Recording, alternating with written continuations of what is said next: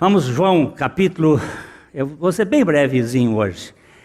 João, capítulo 3. Nós vamos ler 12, 13, 14, 15, 16, 17, 18, 19, 20 e 21. 12, João 3, 12. Se tratando de coisas terrenas, não me credes. Como crereis se vos falar das celestiais?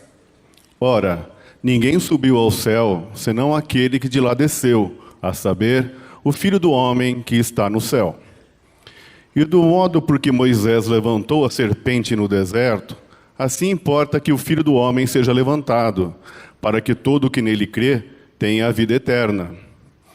Porque Deus amou o mundo de tal maneira que deu seu Filho unigênito, para que todo o que nele crê não pereça, mas tenha a vida eterna. Porquanto Deus enviou o seu Filho ao mundo, não para que julgasse o mundo, mas para que o mundo fosse salvo por ele. Quem nele crê não é julgado. O que não crê já está julgado, porquanto não crê no nome do unigênito Filho de Deus. O julgamento é este, que a luz veio ao mundo, e os homens amaram mais as trevas do que a luz, porque as suas obras eram más. Pois todo aquele que pratica o mal aborrece a luz e não se chega para a luz, a fim de não serem arguidas as suas obras. Quem pratica a verdade aproxima-se da luz, a fim de que as suas obras sejam manifestas, porque feitas em Deus. Pai Santo,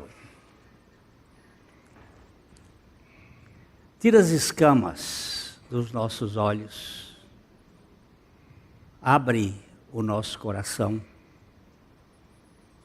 para a revelação da Tua Palavra, para a ação do Teu Espírito nas nossas vidas, para que nós vejamos além da letra, vejamos a suficiência do Teu Filho Jesus Cristo.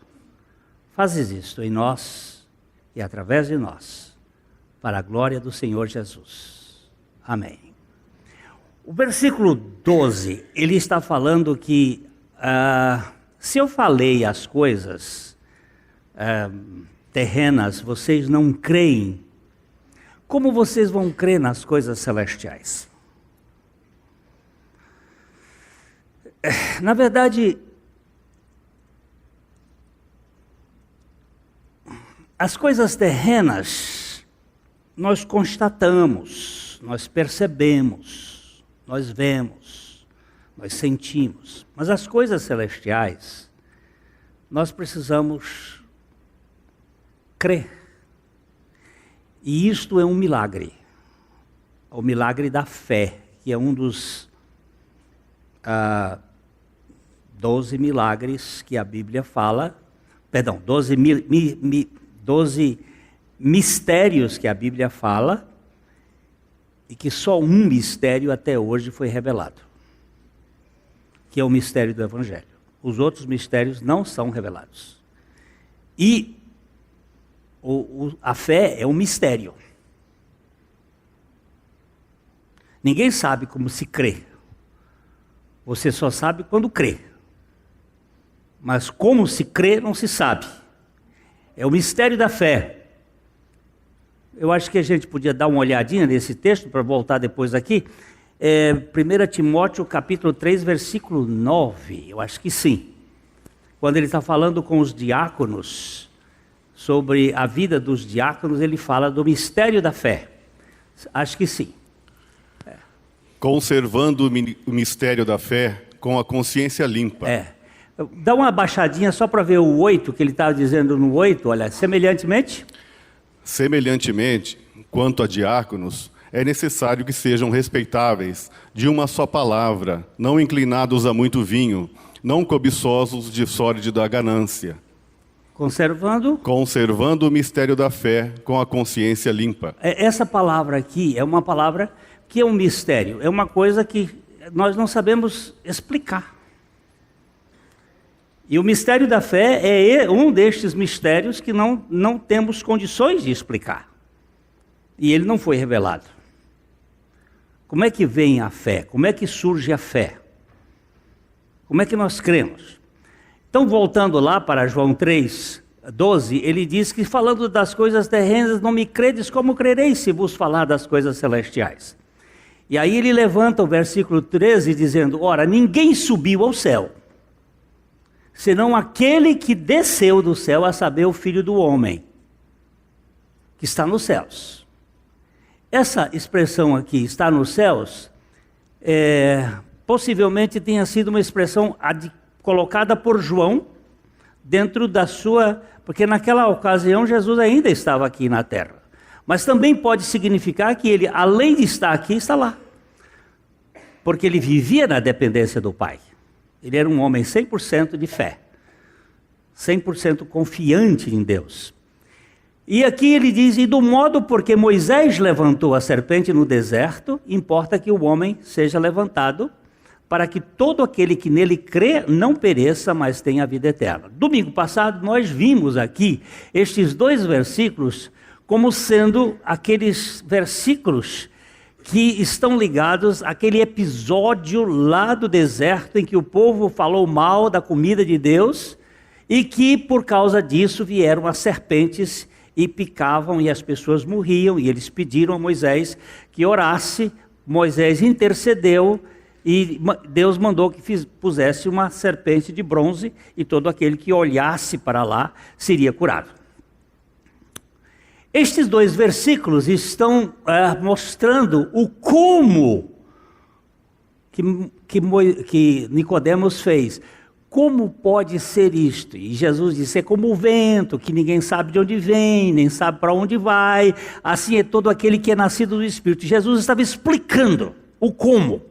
E agora ele entra nesse versículo aqui, que é o versículo 16, que todos nós conhecemos muito bem, porque Deus amou o mundo de tal maneira que deu o seu Filho unigênito, para que todo aquele que nele crê não pereça, mas tenha a vida eterna. Campbell Morgan, que foi um pregador inglês do século passado, século 20, Campbell Morgan é uma das belezas que a gente tem dentro da história da igreja. Ele disse, nunca preguei um sermão em João 3,16. Porque João 3,16 é o sermão. Ele não precisa de explicação. Ele se explica. Ele é a própria mensagem. Deus amou ao mundo aí de tal maneira que deu o seu Filho unigênito para quê? Aqui nós temos uma conjunção que está ligando ao anterior. Ela é uma conjunção explicativa. Ela está ligando ao que vem antes. O que vem antes é, assim como Moisés levantou a serpente no deserto, importa que o Filho do Homem seja levantado, para que... Por quê? Por que o Filho do Homem foi levantado? Porque Deus amou ao mundo de tal maneira que deu o seu Filho unigênito. Tudo isto começa com Abraão. Lá em Gênesis capítulo 12, versos 1 a 3, nós temos Deus pinçando um homem no meio de uma fornalha de idolatria. Porque Ur da Caldeia, onde morava Abraão, era como se fosse a casa da idolatria, fosse um paiol de idolatria, uma fornalha que fazia surgir todo tipo de idolatria. E Deus pinça um homem, escolhe um homem, e Deus começa a falar com ele. Ora, disse o Senhor a Abraão, sai da tua terra, da tua parentela e da casa de teu pai, e vai para a terra que te mostrarei. De ti farei uma grande nação, e te abençoarei e te engrandecerei o nome. Sê tu uma bênção. Abençoarei os que te abençoarem, e amaldiçoarei os que te amaldiçoarem. Em ti serão benditas todas as famílias da terra. Agora vamos ter que voltar. vamos ter que voltar. Eu só queria esses 3 inicialmente, vamos voltar um pouquinho para o 11. O 11. Ó. E, havendo... Não, vamos... Pode voltar. Volta mais. Pode voltar. Aí, Babel. Aqui é a confusão. Aqui começou a confusão pós-dilúvio. Os homens, em razão do dilúvio, eles quiseram construir alguma coisa, porque a planície da Babilônia ela é baixa. Eufrates e Tigre fazem um lugar bem plano, e eles estavam com medo de um novo dilúvio. Então vamos construir um zigurate, uma torre, um lugar que chegue ao céu. E eles sucederam que vieram, ó, disse aí que eles vieram do Oriente e deram na planície de Siná, que é a planície da Babilônia. Eu vou roupando aqui sem a sua leitura, que eu vou rapidinho aqui. E disseram uns aos outros: vinde, façamos tijolos e queimemo-los bem. Tijolos serviram de pedra e o betume de argamassa. Porque não tinha pedra lá, é tudo baixo. Então fizeram tijolos. E a parte desses tijolos foram descobertos há pouco tempo atrás, no Iraque. E disseram: vinde, edifiquemos nós uma cidade e uma torre, e o tope chegue até os céus, e celebremos o nosso nome, e não sejamos espalhados por toda a terra. Então desceu o Senhor para ver a cidade, a torre e tal. E vamos embora um pouquinho mais aqui. E aí ele começa a mostrar as gerações de Sem. Porque para trás ele falou da geração de Cão e da geração de Jafé. E agora ele fala da geração de Sem. Que Deus pega de 3 povos, de 3 nações, e deste ele começa a colocar alguma revelação de que ele tinha alguém que iria sair deste para ser a bênção para o mundo. Para as 3 famílias da terra. Então pode ir aí, que aqui é mais idade e tal. E quando ele chega aqui, no último verso, ó, nós temos o pai de Abraão, que era Terá, viveu 205 anos e morreu em Harã. E aí começa dizendo: ora, disse o Senhor. O Senhor começa a falar, e fala com um homem que está lá no meio da coisa, e pega este homem. E traz este homem para um relacionamento. Ó, você vai sair da tua terra, você vai sair da tua parentela, você vai sair da casa de teu pai, e você vai para uma terra... Aqui é que está o problema. Eu te mostrarei. Deus não botou um GPS na mão do Abraão, nem deu um mapa 4 rodas, nem fez qualquer outra coisa, senão disse: eu quero relacionamento, você vai andar comigo. E te farei, olha ele dizendo, e te farei uma grande nação, e te abençoarei, e te engrandecerei, sê tu uma bênção. Abençoarei os que te abençoarem, amaldiçoarei os que te amaldiçoarem, e em ti serão benditas todas as famílias da terra. Esse em ti serão benditas todas as famílias da terra, dá um apertãozinho bem aqui nesta cruzinha que está aqui, dá um apertãozinho nela. Pá. Vamos para Gálatas 3, agora aperta bem aqui, Gálatas 3:8.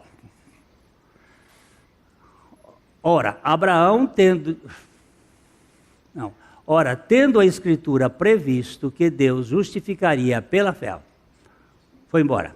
Então vamos lá, para Gálatas 3:8. Vai lá buscar Gálatas 3:8, que aí não dá para mexer, mas já sabe.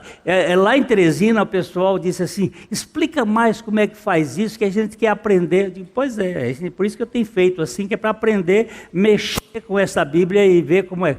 Gálatas 3:8. Ora, tendo a Escritura previsto que Deus justificaria pela fé os gentios, pré-anunciou o evangelho a Abraão, dizendo: em ti serão abençoadas todos os povos. Deus amou o mundo de tal maneira que deu seu Filho unigênito para que todo aquele que nele crê não pereça, mas tenha a vida eterna. Deus tem um plano para salvar pessoas de todas as tribos, povos, nações, mediante Jesus Cristo. Deus escolheu Abraão, Abraão teve quantos filhos? Deixa eu ver se você lembra. Quantos filhos teve Abraão?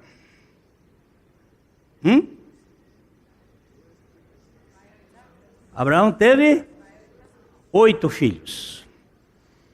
2, um da concubina, que era o primogênito, e um que Deus deu a Abraão. Ele disse, eu farei em ti. Este filho de Abraão é o que ele escolheu para que fosse o instrumento da revelação.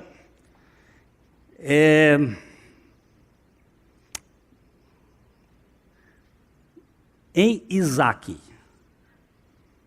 no teu descendente. Eu vou ler aqui um texto que Gálatas 3,15.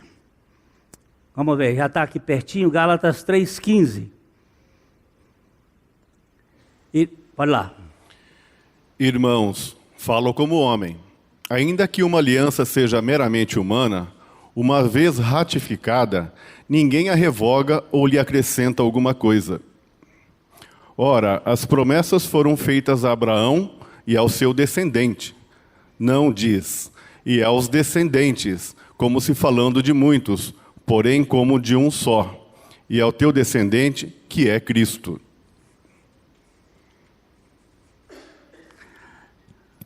Deus escolheu Abraão, Deus escolheu Esaú e Isaac, escolheu Isaac, Deus escolheu Jacó, eu disse Esaú não, Ismael. Deus escolheu Jacó, tinha Ismael e Isaac, Deus escolheu Jacó. 12 filhos tinha Jacó, Deus escolheu Judá, Deus escolheu Maria, Deus escolheu Jesus. Para que em Maria fosse o vaso escolhido da descendência de Judá, que viesse e fosse o descendente, o Cristo. A Bíblia explicando, e não está falando, não diz, e aos descendentes, como se falando de muitos, porque Abraão teve 8, porém como de um só, e aí não é Isaac, é Cristo, o descendente. Porque Deus amou o mundo de tal maneira que Ele deu o seu Filho unigênito, o descendente de Abraão, é Cristo. Para que todo aquele que nele crê não pereça, mas tenha a vida eterna. Deus amou o mundo para salvar aquele que nele crê. Mistério da fé. A fé é um mistério da Bíblia que não foi revelado, mas é um mistério que alguém crê. O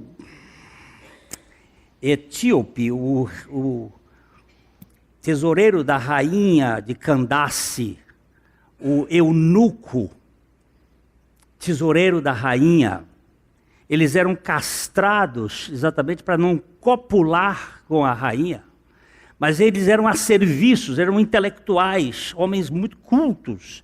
Este era o ministro da fazenda da rainha Candace da Etiópia, um etíope. Ia no seu carro, na sua carruagem, na sua limusine da época, e lendo o profeta Isaías, do capítulo 53 de Isaías. Quando ele estava lendo aquilo em voz alta, o Espírito Santo pegou Filipe, um dos como é que eu vou dizer, dos diáconos, e coloca do lado para escutar. Ele vem e diz assim: entendes tu o que lês? Ele disse, como hei de entender se não há quem pregue? Aí ele entrou na carruagem e aí começou a explicar, passando de Moisés pelos profetas e vindo até Jesus, e disse, esse é. Aí ele viu uma grande barragem de água ali. Eu disse uma vez isso, um pastor presbiteriano ficou muito revoltado comigo. Eu disse que ele viu um tanque grande, ele disse assim, eis aqui água que me impede que eu seja batizado. Aí ele disse, é lícito, se tu creres de todo o coração. E ele disse, eu creio que Jesus é o Cristo, o Filho de Deus. E ambos entraram nas águas e foram batizados. E o homem saiu feliz e o pregador saiu mais alegre, porque fez a obra do Senhor. E anunciar quem creu em nossa pregação. E a quem foi revelado o braço do Senhor. E ele foi dizer, porque ele foi subindo como um renovo perante ele, como raiz de uma terra seca, não tinha nem aparência nem formosura. Olhámo-lo, mas nenhuma beleza havia que nos agradasse, porque Jesus na cruz foi o ser mais feio que já existiu neste planeta. Ele ficou tão feio, que houve um fenômeno celestial, que ninguém sabe explicar que fenômeno foi este. Que o sol se escureceu por 3 horas, para que ninguém visse a fisionomia mais feia, porque ele diz assim, nenhuma beleza, olhámo-lo, mas nenhuma beleza havia que nos agradasse. Preste bem atenção, nenhuma beleza. Conta uma história que Jesus ia andando com seus discípulos e passaram num lugar onde tinham... Isso é história, não tem... Não vão dizer que está na Bíblia, não está. Não. E aí Jesus, andando com os discípulos, viu um cachorro morto, podre. E os discípulos olharam para aquele cachorro podre, fedendo, e disseram, que carniça horrível, que coisa mais nojenta. E Jesus olhou e disse, mas que belos dentes tinha esse cão. E isso é para dizer que ele sempre tirava alguma coisa do lugar mais feio, né? Mas aqui, meu irmão, não tinha nem belos dentes. Nenhuma beleza havia que nos agradasse. Por quê? Porque o seu pecado e o meu pecado foram colocados nele. O pecado do mundo. Eis o Cordeiro de Deus que tira o pecado do mundo. Então não havia nenhuma beleza que nos agradasse. E nós temos aí o Filho de Deus tomando a nossa causa, morrendo a nossa morte e nos dando a condição da fé. A fé que vem por meio dele.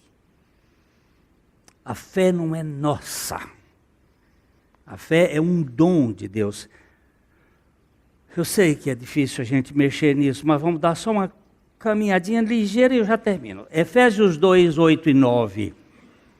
Eu vou bater mais um pouquinho para a gente entender esse Salvador do mundo. Esse Salvador tão maravilhosamente dado a nós. Efésios 2, 8 e 9. Porque pela graça sois salvos, mediante a fé. E isto não vem de vós, é dom de Deus. Não de obras para que ninguém se glorie. Até aí. Porque pela graça sois salvos mediante a fé. Agora, tem uma discussão que isto aqui, taute, dá um apertãozinho em cima desse isto aqui. Ó, isso aqui no grego, tauto, anda um pouquinho mais para cima aqui, fazendo favor. Sobe mais, sobe mais, sobe mais, sobe mais, sobe mais. Aí, agora, mais aqui. Ele diz que é um nominativo ou acusativo neutro, singular, um pronome neutro. Então, Os estudiosos dizem, não pode apagar agora aqui. Esse isto aqui não pode estar ligado, baixa aqui um tiquinho. Não pode estar ligado com graça, porque graça é feminino. Porque pela graça sois salvos mediante a fé.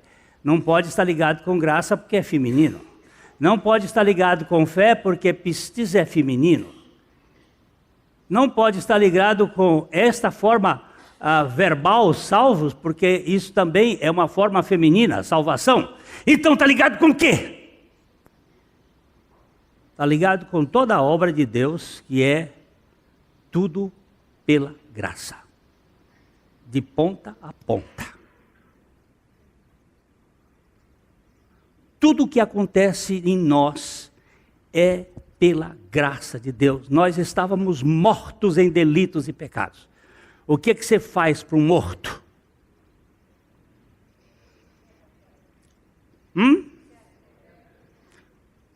Que comunicação você tem com um morto? É preciso que ele seja vivificado. Depois você leia esta capa de boletim, pode ser que dê alguma ajuda para alguns. Sem a vivificação dada por Deus, pela sua palavra, nós não podemos crer em Deus. É a palavra de Deus quem vai gerar fé e produzir em nós a atitude do arrependimento. É pela graça que nós somos salvos de ponta a ponta, de fio a pavio, de alfa a ômega, porque é Deus quem realiza em nós tanto o querer como o efetuar, segundo a sua boa vontade. A fé, ela vem por meio de Jesus. Nós estamos aqui em Efésios, então vamos voltar para Gálatas, só um tiquinho mais, e eu já estou dispensando vocês, para vocês verem o fantástico.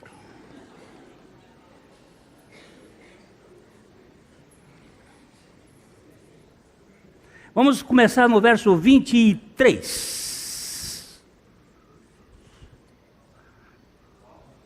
Gálatas 3, 23. Mas, antes que viesse a fé, estávamos sob a tutela da lei e nela encerrados, para essa fé de que de futuro haveria de revelar-se. Volta, dê de novo, Fernando. Mas, antes que viesse a fé, estávamos sob a tutela da lei e nela encerrados, para essa fé que, de futuro, haveria de revelar-se. Ele está falando que lá no povo de Deus, antes de Abraão, Moisés, nós estávamos, os judeus, debaixo da tutela, da condução do pedagogo da lei, que ia conduzindo, e nela encerrados, para essa fé que de futuro haveria de revelar-se. De maneira que a lei nos serviu de aio para nos conduzir a Cristo, a fim de que fôssemos justificados por fé. A fé, a lei, nos serviu de aio. Aperta aí aio, para ver se sai alguma coisa, algum grito. Pedagogo. Pedagogia, vem daqui. Serviu de condutor, de preceptor. Aquele que nos ensina pegando na mão. Vem cá, menina, vem cá comigo. Eu vou tirar do seu marido aí um tiquinho. Eu vou ser preceptor dela. Eu vou andar com essa moça bonita, segurando na mão dela, ela vai andar sendo conduzida por mim. É isso que é o pedagogo, o preceptor, o aio que vai conduzindo. Agora eu vou te devolver ao seu marido. Muito bem, olha. Paidagogos é a palavra. Vamos lá. Agora vamos voltar para cá. Ela serviu de aio para nos conduzir. A lei, ela serve para revelar o nosso pecado e serve para nos conduzir ao Salvador do mundo, aquele que veio para nos salvar de nós mesmos e de nossa desgraça, de nosso egoísmo, de nossa rebeldia. Então, para nos conduzir, a fim de que fôssemos justificados por fé que nos é dada. Agora veja bem aqui, mas, tendo vindo a fé, já não permanecemos subordinados ao aio. Mas vindo a fé, já não estamos mais debaixo do legalismo da lei que nos conduzia a Cristo, porque agora nós estamos em Cristo. Pois todos vós sois filhos de Deus mediante a fé em Cristo Jesus. Quantos são filhos de Deus? Todos mediante a fé. Todos mediante a fé em Cristo Jesus. Agora o verso 27. Porque todos quantos fostes batizados em Cristo, de Cristo vos revestistes. Preste bem atenção. Fostes batizados onde? Aperta aqui nessa preposiçãozinha aqui. Eis. Para dentro de. Para dentro de Cristo. Fostes batizados em Cristo. Para dentro de Cristo. Aqui não tem um pingo de água. Aqui tem a plenitude da graça de Deus salvando gente, para que todo aquele que seja batizado em Cristo, até para dentro,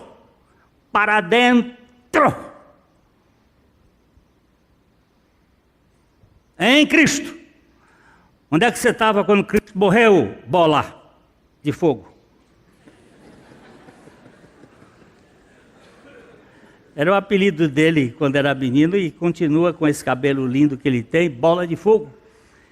Aqui, onde é que você estava, bola? Em Cristo, dentro dele, a não ser que você não creia nisto.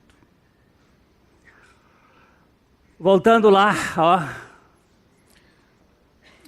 Dessarte, não pode haver judeu nem grego, nem escravo nem liberto, nem homem nem mulher, porque todos vós sois um em Cristo Jesus. Agora aperta aqui no em aqui. Já não é mais eis, mas é. Por isso que tem que ler a Bíblia no seu original para ver o que é. Agora não é mais para dentro, já estamos nele. Fomos conduzidos pelo Espírito para estarmos em Cristo e agora já estamos nele. Dessarte que não pode haver nem judeu nem grego, porque ele é o Salvador do mundo. Grego, romano, judeu, escravo, livre, doutor, homem, macho, fêmea, todos vós sois um em Cristo Jesus. E se sois de Cristo, também sois descendentes de Abraão e herdeiros segundo a promessa. Você só é descendente de Abraão se você estiver em Cristo. Porque judeu não é o da carne, do sangue, mas judeu é aquele que é mediante a fé em Cristo Jesus. E aí um dia desse, se o Senhor Jesus não voltar até o dia 23 de setembro, aí nós vamos tratar de um aspecto bem interessante da nossa posição em Cristo Jesus, que é a nossa filiação judaica. Tem um parente que deixou aqui o Brasil, ele é médico, deixou aqui o Brasil, está morando hoje em Israel, porque ele descobriu que ele era da tribo de Naftali. E ele deixou o Brasil, foi embora. Se tornou... Depois você pode fazer a pergunta, até 2 ou 3, e aí vamos conversar bastante. Mas o que eu quero dizer é que eu não sou da tribo de Naftali, nem da tribo de Judá, eu sou da descendência de Jesus, que veio para gente picareta como eu. É por isso que eu oro pelo Temer, pelo Lula. Eu peço vingança de Deus por eles, para que eles nasçam de novo. Porque não existe vingança mais preciosa do que um bandido nascendo de novo. Foi lá na cruz que Jesus fez o primeiro grande milagre da sua cruz, quando ele disse para aquele bandido: hoje mesmo estarás comigo no paraíso. E ele veio para essa gente. Guarde bem atenção. Os sãos não precisam de médico, mas os doentes. Eu não vim buscar justos, mas pecadores ao arrependimento. E o Senhor Jesus é especialista em salvar gente. Por isso que ele veio. E eu volto aqui.